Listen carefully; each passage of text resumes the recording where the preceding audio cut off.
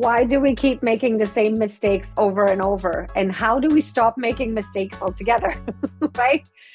First, let's talk about the first type of mistake as a child. You put your hand on the stove, it's hot, you've learned, right? I'm not talking about that kind of mistakes. I'm talking about the kind of mistake that is in our behaviors, the bad habits that we form, or maybe just simply arriving late, or being talking too much, or whatever it is that we do, and we keep redoing the same thing over and over. That's the kind of mistake I'm talking about.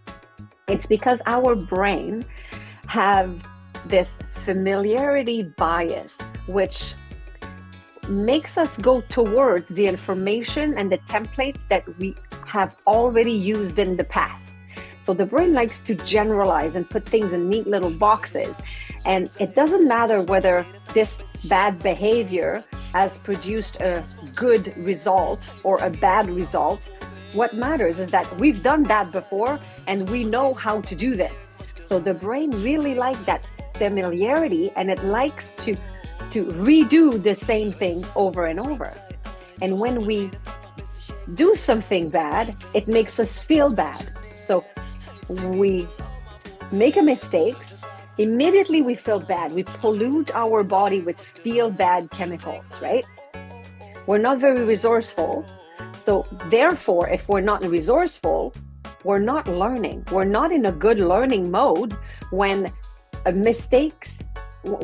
making a mistake makes us feel bad.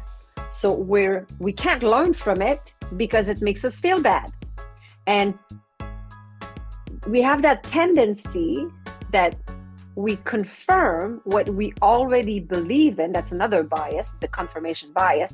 We confirm what we already believe in rather than shifting our mindset to something else and something new. And if we feel bad after making a mistake, then we won't learn from it. But research shows that if you do something good and you are reminded of a success, then you will more likely do the good thing again. So when you do something great and you remember about your success, you will redo it, because doing something great makes you feel good. So when you feel good, you are more likely to repeat that behavior because you are in a good learning mode, and you might even learn how to do it better. But because of those two bias, the familiarity bias and the confirmation bias, when we make mistakes, we create all this weird misinformation in our brain, because the brain does not learn anything. It just wants to go back to what you've done before.